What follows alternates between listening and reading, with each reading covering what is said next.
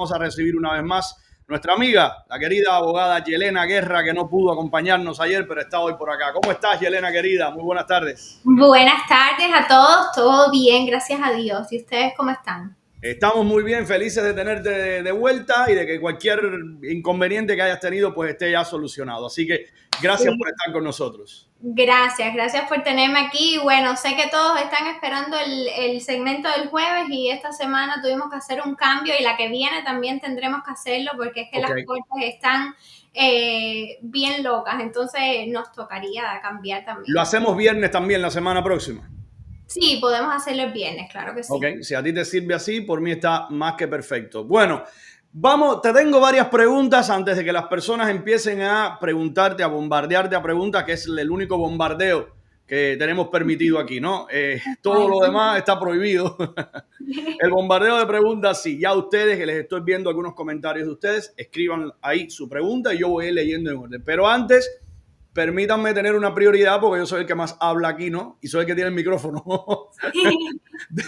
Permítanme hacerles algunas preguntas a la abogada que algunos amigos y varias personas me han hecho a mí y les he dicho, bueno, vamos a esperar con respecto a esto. Vamos a hablar de tiempos. Lo primero que te quiero preguntar es, por ejemplo, personas que entraron, ya sabemos que está en peligro evidentemente el estatus de los que entraron con parol humanitario, ¿correcto? Exactamente, sí. ¿Ya has recibido personas que están haciendo sus trámites a raíz de eso, Yelena? Sí, de hecho se ve muchísimo y sobre todo las personas que entraron por CBP-1, Ujú. que se ha visto muchísimo que tienen cortes próximas y sí, es bien loco todo lo que está pasando ahora, pero bueno, es lo que nos toca. Porque las personas no habrían esperado que quien entró con un programa federal, legal, ahora mismo se estuviera considerando que podrían eventualmente perder ese estatus. Pero es posible, ¿verdad? Exactamente, claro que es posible. De hecho, el memorándum que salió del departamento de DHS Ujú. habla de las personas que llevan menos de 2 años aquí. No especifica cómo entraste, si entraste por parol humanitario, si entraste por CBP-1, cómo hayas entrado. Entonces, como yo le estoy diciendo a las personas, hace unas semanas atrás la conversación era diferente. Jamás se iba a recomendar hacer un caso de asilo político a un cubano que entró con un parol porque Ujú. en realidad cuando llevara el año iba a poder ajustar. Ahora no es que no vaya a poder ajustar, ahora es que una vez que te presentes en la corte, número uno, no tienes ninguna protección ahora mismo porque no tienes un caso de asilo pendiente. Ujú. Ahora, cuando te vayas a presentar en esa corte, te van a cuestionar cuál es tu remedio legal y tu remedio legal no puede ser una ley de ajuste porque una ley de ajuste todavía tú no calificas para ella hasta que no lleves el año. Tú te presentaste en un puerto de entrada, en una frontera, y tuviste que decir que entraste al país porque en tu país corres peligro. Ujú. Entonces, el juez y la fiscalía te va a cuestionar en tu audiencia, bueno, ¿y por qué no has hecho un caso de asilo? Si tú Eso te es muy presentas. importante, atiendan para acá porque esto hay que empezar a justificarlo muy bien. Uh-huh. Esto hay que hablarlo muy bien. El error que cometas donde pises es como si pisaras una mina, es un campo minado. Para Exacto. eso es que yo sé que algunos a veces creen que cuando recomendamos un abogado es por una cuestión publicitaria. No, no, no. Yo le estoy hablando desde la parte informativa. La abogada puede estar aquí, pero si yo creyera que usted lo puede hacer usted solo, yo también se lo diría. Créame. Es que sencillamente, sí, no, no, o sea, yo no puedo desinformar a las personas que ven este programa todos los días. Cuando Claro. yo les estoy diciendo, es vital que esto lo defienda un abogado, que alguien que tenga conocimiento legal, es porque, por ejemplo, esa pregunta, ¿cómo la responde usted? Apareciste no sé cuándo, no sé cuánto tiempo después, ahora que estás en riesgo es que vienes a poner un caso de asilo. Eso no es coherente, ¿verdad, Yelena? Exacto, de hecho también se han visto casos de personas que han sido arrestadas en esta corte, en esta primera corte, porque no tienen un caso pendiente y hay jueces y fiscales que se ponen muy feos con eso. Ahora, o sea, a donde quería llegar, pero por el camino ya tuve una primera duda que quería plantearte, ¿no? Si ya personas estaban tomando cartas en este asunto. Sí. La pregunta es la siguiente, ¿cuánto tiempo tú estimas que tiene alguien, por ejemplo, entró con parol humanitario, vamos a decirte, en marzo del año pasado, por ejemplo. Estaba esperando a que llegara el momento de... Estoy hablando de alguien, por supuesto, en este caso cubano, ¿no? Estaba llegando cercano al año para hacer su aplicación para la ley de ajuste cubano con esa entrada legal, pero ahora mismo esa persona, por ejemplo, está nerviosa y dice, si le eliminan la legalidad a esa entrada, me voy a quedar en el aire y entonces no voy a poder aplicar de esta forma, o de todas formas yo entré legal en el momento de entrar, pero esto habría que pelearlo. ¿Cómo lo ves tú, Yelena? ¿Cuál es tu sugerencia con respecto a eso? A ver, nadie va a tener una respuesta 100% certera en cuanto a esto. Pero la ley de ajuste cubano, que se implementó hace muchísimos años, dice que tú tienes que tener una entrada legal, ¿ok? No importa si después ese programa por el cual tú entraste legal se quita. Ya tú tuviste tu entrada legal en ese momento. Ahora, ¿dónde corren el peligro esas personas con que no tienen un caso pendiente ahora mismo ante inmigración y no es que lo veamos venir ni nada por el estilo, pero y si pasa algo con la ley de ajuste? Con el tema de las personas con parol humanitario es muy diferente. Yo a esas personas me atrevo a decirles que, bueno, que estén tranquilos y esperen su año. ¿Dónde veo yo el más riesgo? Las personas que entraron por CBP-1. Las personas que entraron por CBP-1 están en riesgo. Muchas creen que no, muchos dicen no, yo entré con mi parol, y sí, es verdad, entraste con un parol y te vas a ajustar al año y el día. Pero antes de que ese momento llegue, puede pasar cualquier cosa. En cuanto al parol humanitario, yo lo veo un poco más flexible, no solamente por eso, sino porque el parol se vence a los 2 años. Supuestamente te dan un parol por 2 años. Tú tienes una estancia permitida en el país, ¿ok? Pero, y no te presentaste en ningún puerto diciendo que necesitas asiliarte, que en tu país tienes problemas, nada de eso. Solamente alguien te patrocinó y tú viniste. Entonces, bueno, en cuanto a los de CBP-1, sí es otra historia totalmente diferente. Y no es porque las personas entren en pánico ni nada, es porque yo lo he visto. Hasta ahora solo me ha pasado una vez, pero se han arrestado personas en su primera corte. Y las personas dicen, no, mi primera corte, eso no le dan la importancia que llevan. Y van solos, y ahora eso es un riesgo gigante. Hay otra pregunta que me han hecho, porque como te podrás imaginar, ahora el caos y los nervios hasta las preguntas a veces que no tienen mucho sentido, pero las personas están nerviosas. Eso hay que comprenderlo. El tema de los patrocinadores, el sponsor, no ya el patrocinado. Sí. No es un secreto, ni para ti, ni para mí, ni para los que nos están viendo, que muchas personas pusieron su firmita en patrocinios, digamos, turbios, por decirlo menos. Ajá. Personas que creyeron que esto era un juego, que esto tú le puedes poner una mentirilla al gobierno federal, a Homeland Security, al Department of State o a quien sea, y que eso no va a tener consecuencias. Y viendo que ahora mismo hay una lupa gigante encima del gobierno federal, o sea, si alguien está bajo escrutinio ahora mismo, es el gobierno federal, las agencias federales. Exacto. Lo que ayer se estaba viendo durante toda la semana con USAID y se está viendo con todas las agencias, hay mucha preocupación, Yelena, con respecto a personas que puedan haber patrocinado a gente, por ejemplo, que ni conocen, que están ahora en otro estado, en otra parte. Hay peligro con eso, ¿verdad? Claro que hay peligro, eso es un fraude. Eso se considera un fraude, patrocinar a personas solo porque la familia de esa persona no podía y le pagó a alguien y le puso el parol, como dicen. Eso se considera un fraude. Eso puede llegar a tener muchos problemas. De hecho, hubo una pequeña pausa a principios del año pasado.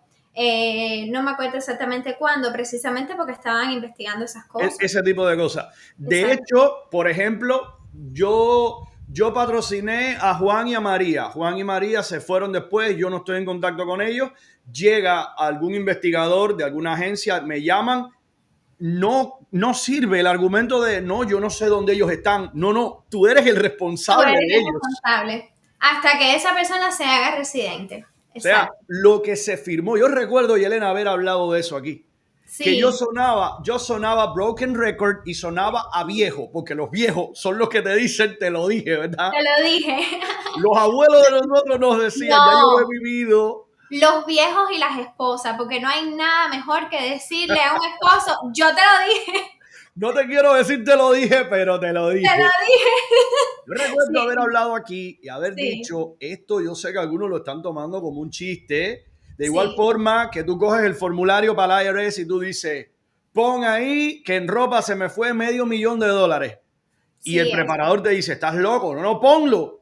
Bueno, mira, hazlo tú porque yo no lo voy a poner. Lo haces tú y tú crees que esto es un chiste hasta que te mandan a un inspector del IRS, ¿no? Ujú, No, aquí exacto. estas cosas son muy serias. Sí, sí, esos son delitos federales, definitivamente. Eso no está bien.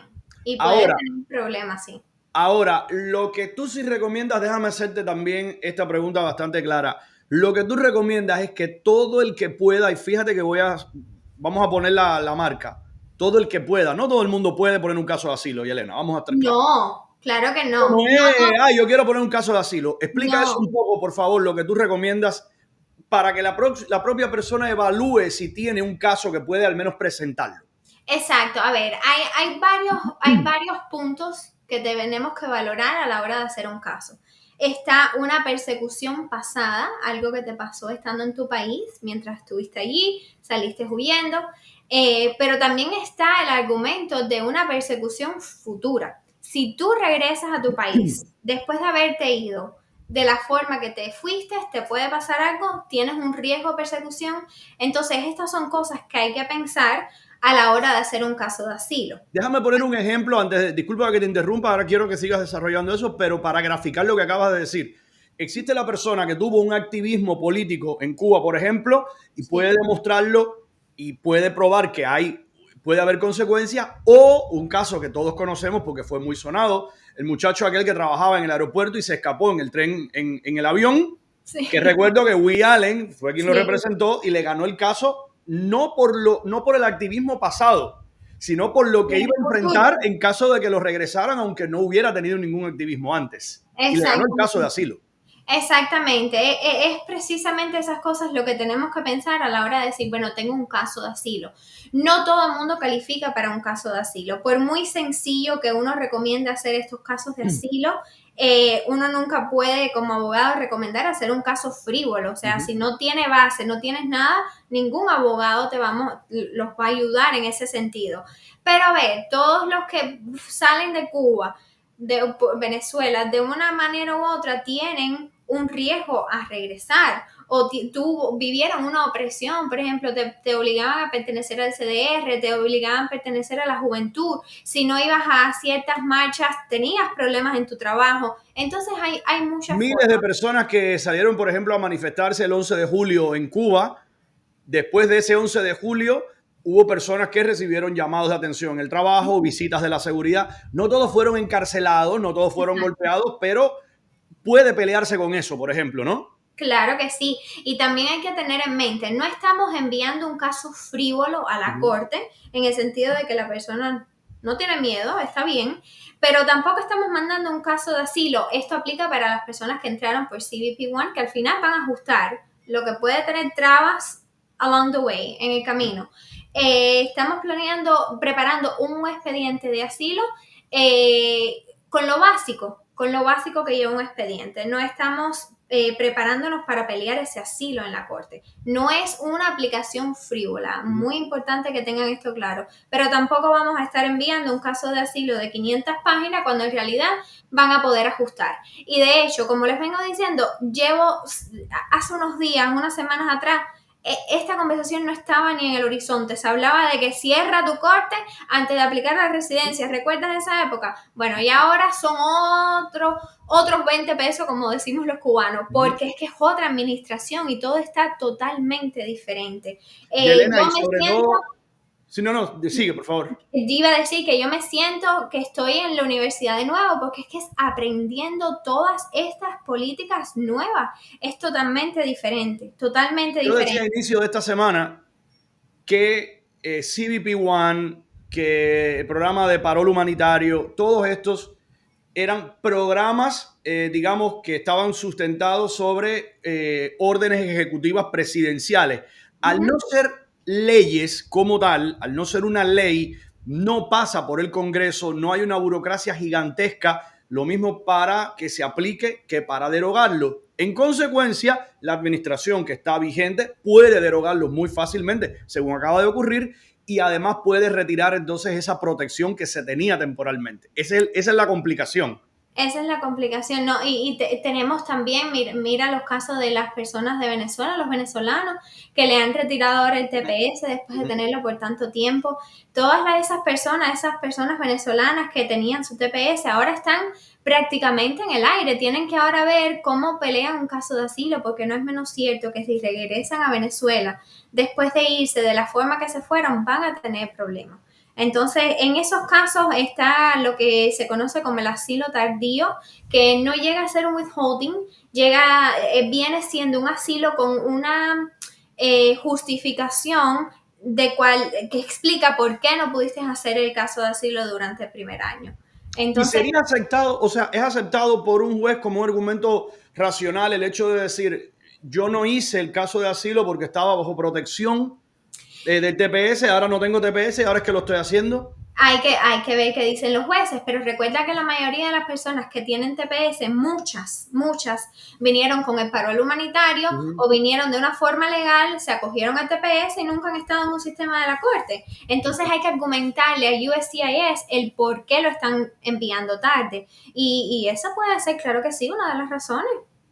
Formidable. Vamos entonces a empezar a leer algunas preguntas de ustedes que nos hemos tomado bastante, pero creo que todo lo que se está hablando es información. Es importante, todo es importante. No, a ver, Yelena, seamos realistas. La cantidad de noticias y de complejidades de todo esto daría para que fuera el programa entero. Completo, sí. Completo, sí. 2 horas y media. Vamos a estar claros. Sí. A ver, Esli y Virgen Valdés. Voy a empezar por aquí, que creo que fue la primera persona y lo has repetido para no saltes mi pregunta. Para que no nos olvidemos de ella. No, voy a empezar por ti.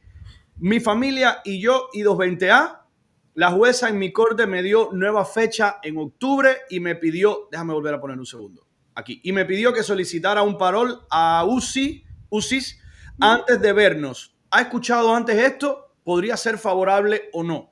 Mi pregunta es, ¿un parol ante USCIS o un parol ante ICE? Hay que ver con quién estuviste bajo custodia. Normalmente se pide con ICE.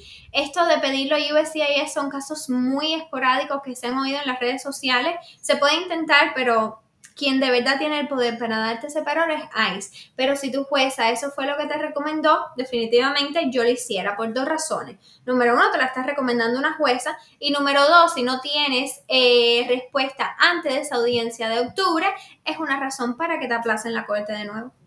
Esto te vendría muy bien, ¿no? La sugerencia mía que te estoy dando es contacta a la abogada, tramítenlo a través de la oficina de Yelena y vean qué tal, ¿no? ¿Qué pueden sacar de ahí? Pero bueno, veo una buena perspectiva. T-Rod te pregunta, ¿qué sucede cuando el parol se vence en marzo de 2025? Se sometió residencia en agosto del año pasado, se sometió permiso de trabajo, pero nada ha llegado.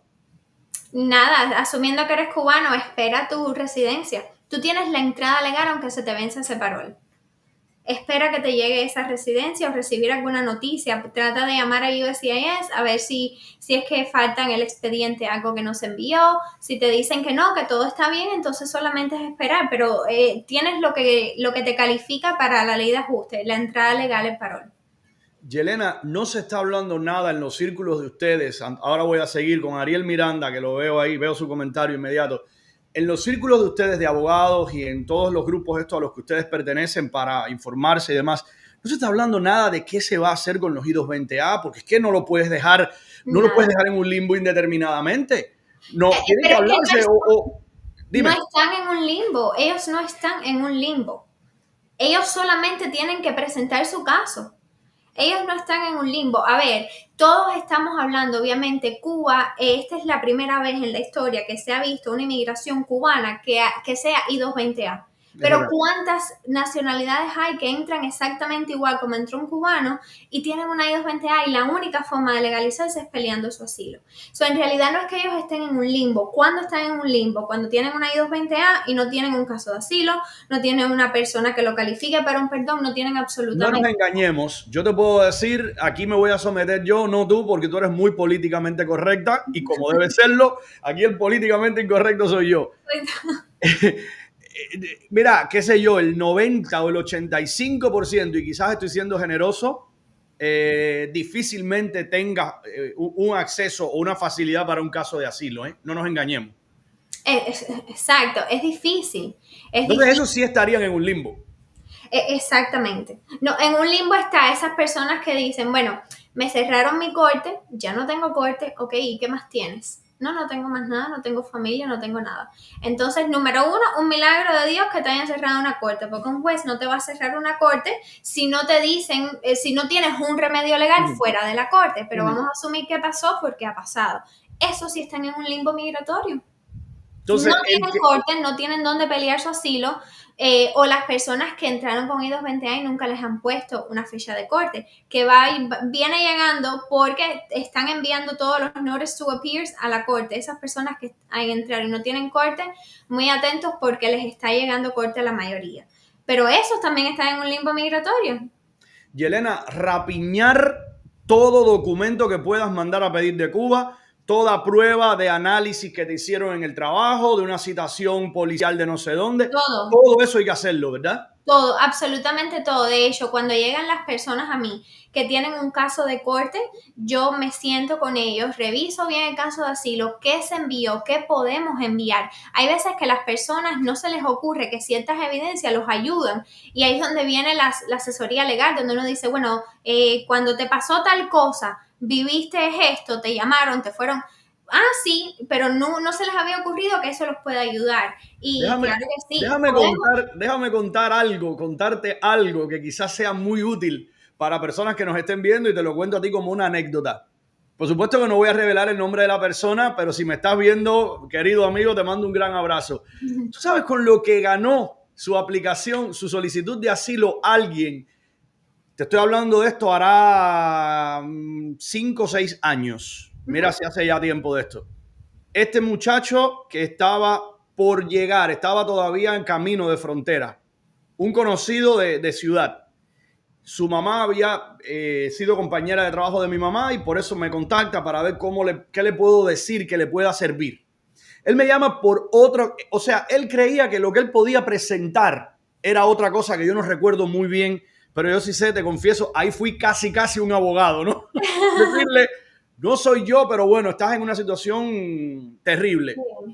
Y me cuenta de pasada, me comenta Yelena de pasada, que él había estado unos meses, creo, en arresto domiciliario en Cuba por esa figura delictiva que solamente ocurre en una dictadura, que es peligrosidad predelictiva. No sé si tú la conoces porque tú viniste muy niña para acá. Sí, la he escuchado, La has claro. escuchado. Si tú no le trabajas al gobierno porque no le quieres trabajar y ellos no entienden de qué tú vives, te pueden meter preso solamente porque ellos asumen que tú vas a delinquir, que tú vas a cometer un crimen para poder vivir. Pero es que eso es una opresión gigante. Imagínate tú, ¿no? Eso existe en Cuba. Recuerdo haberle dicho, tú tienes ese documento y me dice, lo tengo en mi correo electrónico, le digo, mándamelo y déjame verlo. El acta completa, la sanción completa por no querer trabajarle al gobierno. Con eso ganó su asilo. Le dije, Claro, no, olvídate de todo lo demás que me estás diciendo.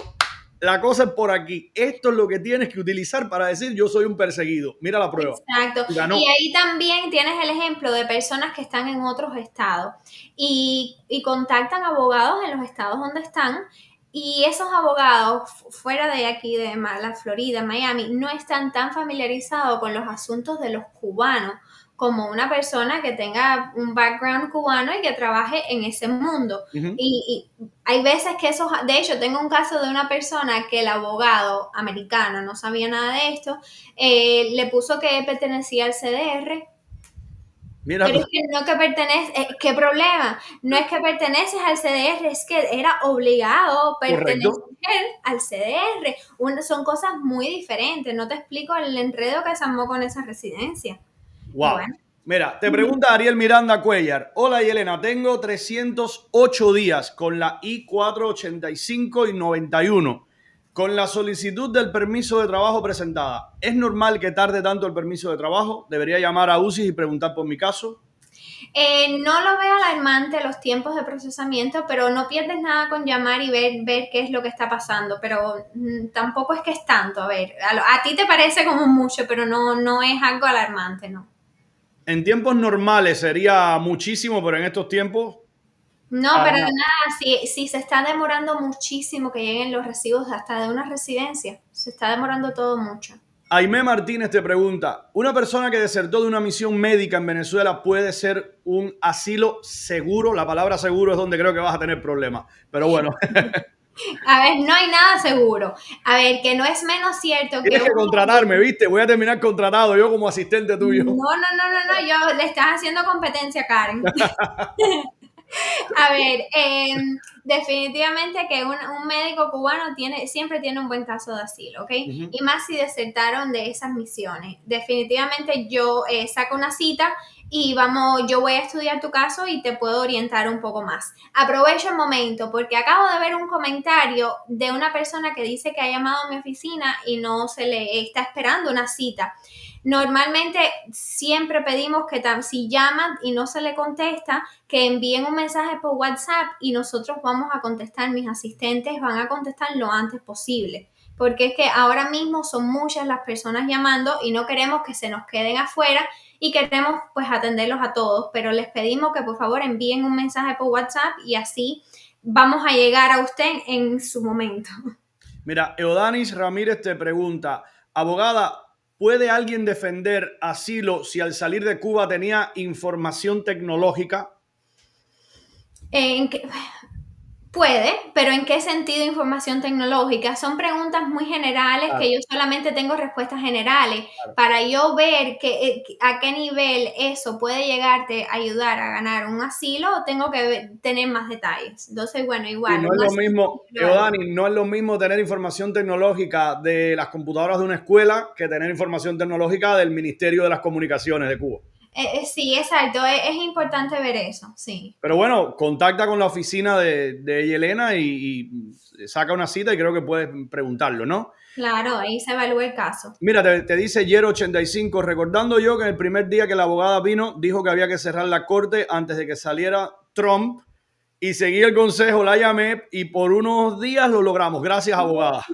Sí, gracias a Dios en ese tiempo todo era más fácil. Ahora la conversación ha cambiado y a mí hasta cierto punto me ha afectado tener que decirle a personas que en su momento les dije no se preocupen, le cerramos la corte y después aplicar la residencia. Y ahora tenerlos que contactar y decir mira, las cosas han cambiado, mi deber es informarte y que tú tomes una decisión informada, pero las cosas no tienen nada que ver con eso. Totalmente. Aquí te pregunta Jonielis Rivero.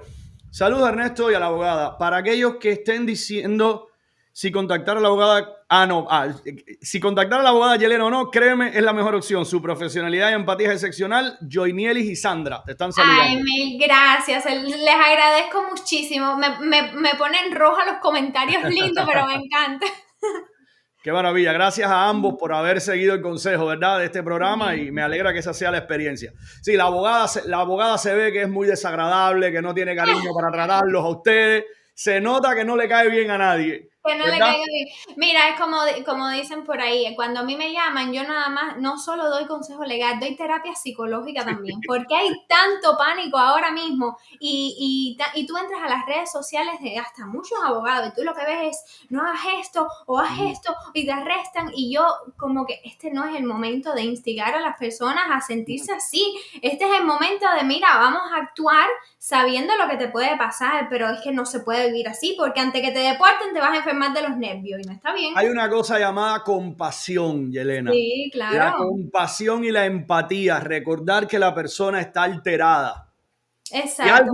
Y alguien que me está viendo ahora mismo y que no voy a mencionar su nombre, con quien tuve una conversación muy larga el otro día, después de que yo hablara aquí de los I-220A, va a recordar que yo dije en esa conversación, le dije, yo entiendo que no estés viendo bien las cosas. Yo entiendo que hayas confundido mis palabras porque entiendo que estás alterado. porque todos cuando estamos alterados, cuando estamos pasando por un momento de estrés, no vemos con claridad.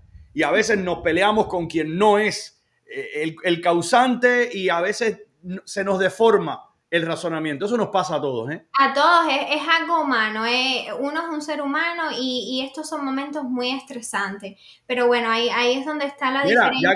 Ya que hablamos de terapia, mira, un paciente de tu terapia. Un paciente. Dice Pablo S.A. Hola Ernesto, gracias a tu programa contacté con la abogada y todo. Mírate a ti riéndote.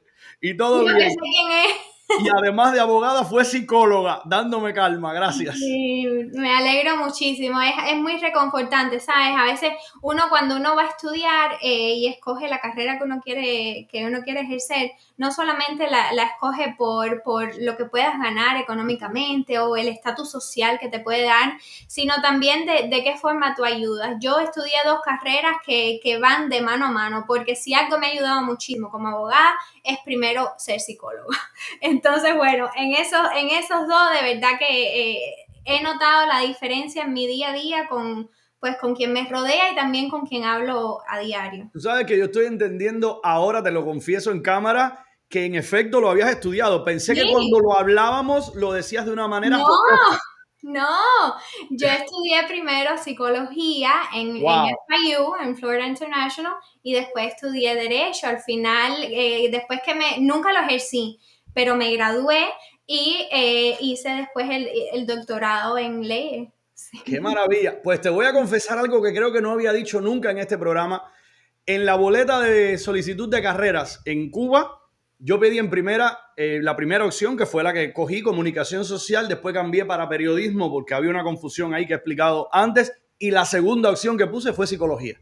Mira qué interesante. Mira que somos de alguna forma medio colegas. Medio colegas, claro que sí. Jordan Verdesia, yo tengo residencia por ley de ajuste y me notificaron que mi caso de asilo fue cerrado. La próxima semana tengo un viaje para Cuba. ¿Podría tener problemas con inmigración? Jordan, mientras no tengas un caso de corte abierto, revisa en el sistema de la corte con tu número alien si tienes una fecha de corte, porque a veces eso pasa, es raro, pero pasa, pero no debes de tener problemas. Te voy a poner este comentario, veo a la persona evidentemente muy nerviosa con esto. Yo te voy a responder de antemano, Inmer, que no hay una orden. Tú empiezas por preguntar por ahí. Sin embargo, me parece útil tu pregunta para esclarecer el punto que tú tocas aquí. Es cierto que el Departamento de Estado emitió una orden contra los cubanos que bajo el amparo de la ley de ajuste y que han viajado a Cuba puedan ser deportados por ICE. De antemano te digo, la orden no se ha emitido. No hay ninguna orden. Lo único que hay es un pánico en las redes sociales con eso. Es lo único que se ha emitido. Aquí no se ha emitido ninguna orden con eso. Claro que no. Siempre se los hemos advertido. ¿Cuándo van a haber algún problema? Cuando vayan a hacer una ciudadanía. Si tienen un caso de asilo, han ido muchísimo a Cuba, ahí es donde pueden tener un problema. Eso es una ola que va a venir después de que a todas estas personas les toque hacer su ciudadanía. En ese momento nos preocuparemos por eso. Pero desde ahora les digo, no hay ninguna orden. Lo único que es que si tú hiciste un caso de asilo, estás viajando a Cuba, pueden cuestionarte eso. Hay muchísima paranoia ahora mismo y algo que hay que recomendarle a la gente de Yelena, miren quién es su fuente de información. Porque las redes sociales ahora mismo son un caos con todo esto. Exactamente. Usted Ajá. Sí, no, yo trato de mantenerlos informados con las cosas importantes, pero tampoco, si me sigues en mis redes sociales, que los invito a seguirme, ya tengo mis seguidores, si se dan cuenta, yo no estoy poniendo videos todos los días de que esto, porque eso lo único que hace es... Aquí, ¿verdad?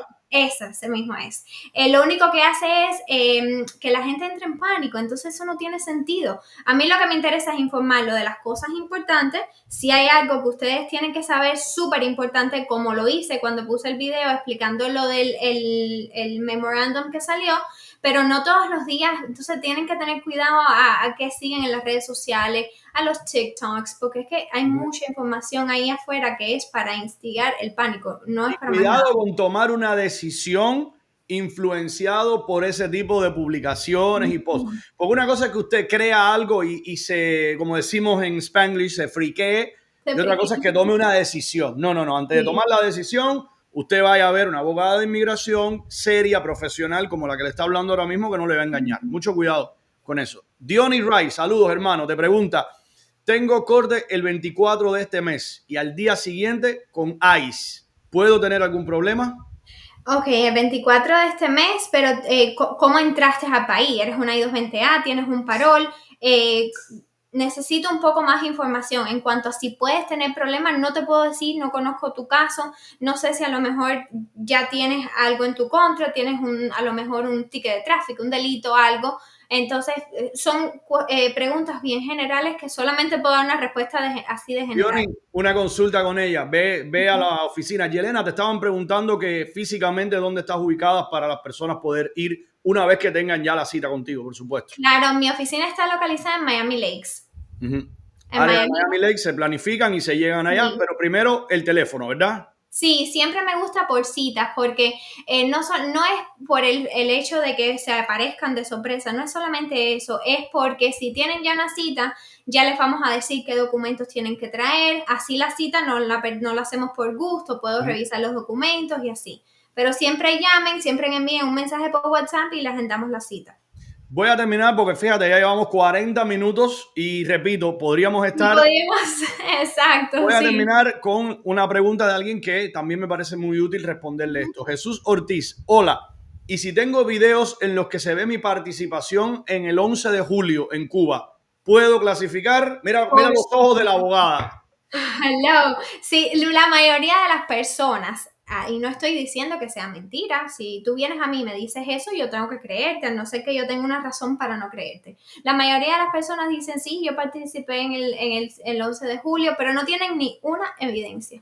Ni una evidencia. Si hay un video, hay una foto, óigame, eso es oro.